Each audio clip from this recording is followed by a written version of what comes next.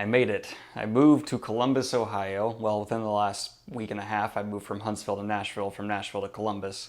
And now it's time to start things up again. I start work here in Columbus in a week. So in the meantime, I plan on delivering you guys frequent fantasy-related videos or book-related videos, keeping that train going. That being said, once work starts, I don't know if I can consistently deliver every day like I previously have been. I might cut down to 2 to 3 times a week just because my new job will be a bit more demanding. But I also do plan on increasing the quality and level of editing you will be getting over this time. In addition to that, this will not be the permanent recording setup here in Columbus. I'm just still kind of unpacking. I only just now got a mattress, so things are a bit sketch. I did manage to get the bookshelf up. I'll probably end up moving it, but it is here. We're ready to go. But without any further ado, let's go ahead and jump into reviewing Deadhouse Gates, the second or third book in the Malazan series, depending on what order you read it in, because it is debatable what the appropriate order is for this series. Now, this book opens up with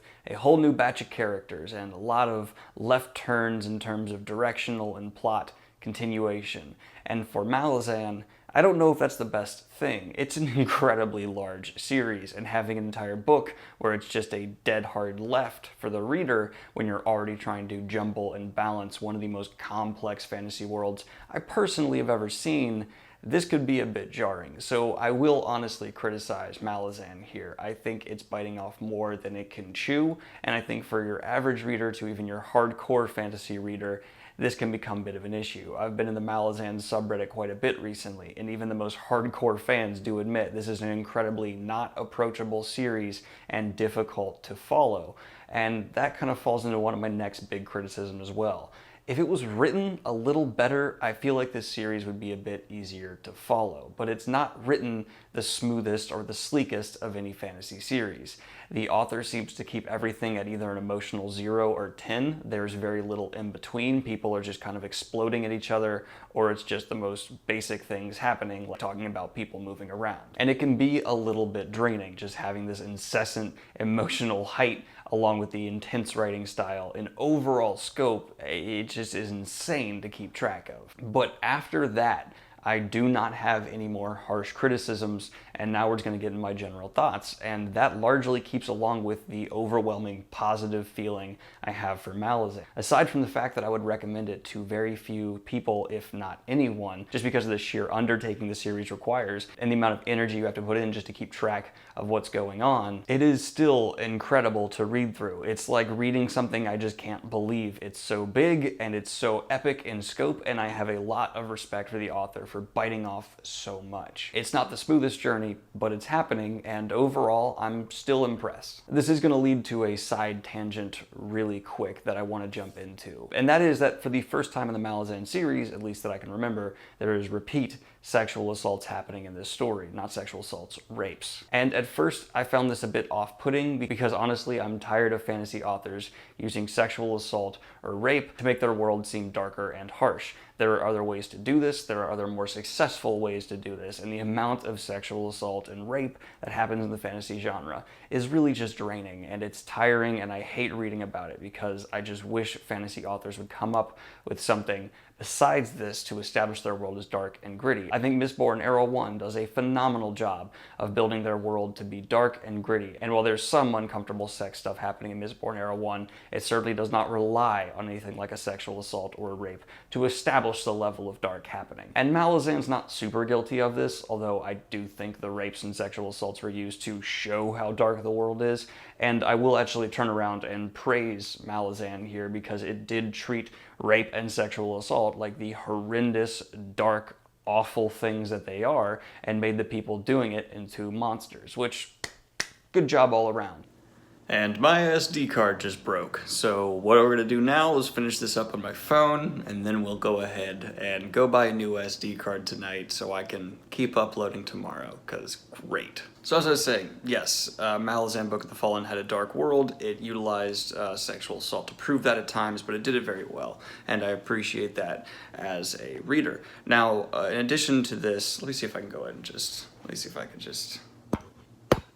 cool. Now, in addition to this, the Malazan Book of the Fallen was overall just really well written. There's a continual tone of just kind of epic, dark scheming that works really, really well for the series, and I enjoyed that quite a bit. Every character shines well enough. There's no real huge standouts in my mind like we got with Animander Rake did in the first book in my mind, but overall I'm still impressed with the character building and world building that is going on. I would say this is the weakest entry just because I felt the most confused. Maybe it'll pay off more in the future, but as a reader right now, just having this whole other sweep, just this gigantic turn, I can't help but kind of feel like, why is this happening? I don't like that this is happening. I want to continue with the characters I bonded with before. I don't want to have to start from zero to try to bond again. And of course there's some crossover, but it's honestly a surprisingly sparse amount. It's too early to tell if I'm going to finish Malazan Book of the Fallen. I still think that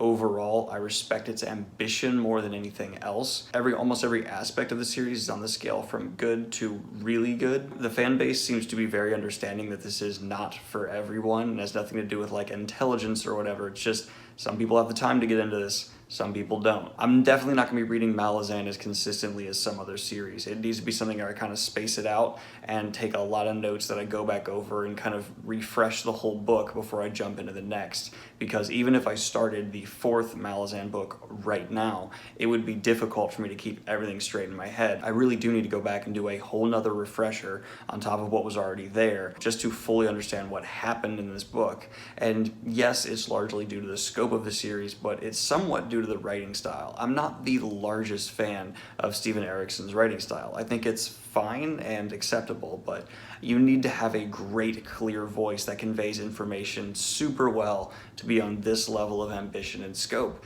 and I just don't feel that this author is quite there. I may be coming across too negative. Overall, I still think Malazan is worth a lot of people's times, but I'm gonna really hold back on who I actually recommend it to, because by the time you get through this series, you could have gotten through many others and really expanded your vocabulary or your bookography as a fantasy fan or as just a reader in general. I'm not saying a series of this size should not exist or that it is not very interesting to see one trying to exist on this level. I'm simply saying it will hold back certain readers from jumping on into Malazan, and I don't entirely blame them. Overall, I'm feeling giving Deadhouse Gates a very tired review after moving twice in a week to out of 10. I was able to burn through this book faster than I thought I would, largely due to just the amount of driving I've been doing, and I did it on audiobook, which was great. And I did do some of it actually reading as well. Kindles are great. I'm not sponsored, obviously. I don't have enough subs for that, but just Kindles are wonderful in general. Anyway, guys, let me know what you think of Malazan Book of the Fallen down in the comments below. If you've finished it or you're in the middle of reading it, let me know what you think of the size and scope. And if you have not read it or you're just considering reading it, let me know if the overall just massive size of the series is preventing you from jumping on in, and if so, why? Or if it's not preventing you from jumping in, what's kind of pushing you past that barrier? What's pushing you through that gate of like, all right, I gotta check it out? Is the scope and size something that actually draws you in? Let me know in the comments down below. I hope you guys are having a great day. Like and subscribe if you've not already. Hit the Patreon if you want to support what I do here. And have a good one, y'all. Peace.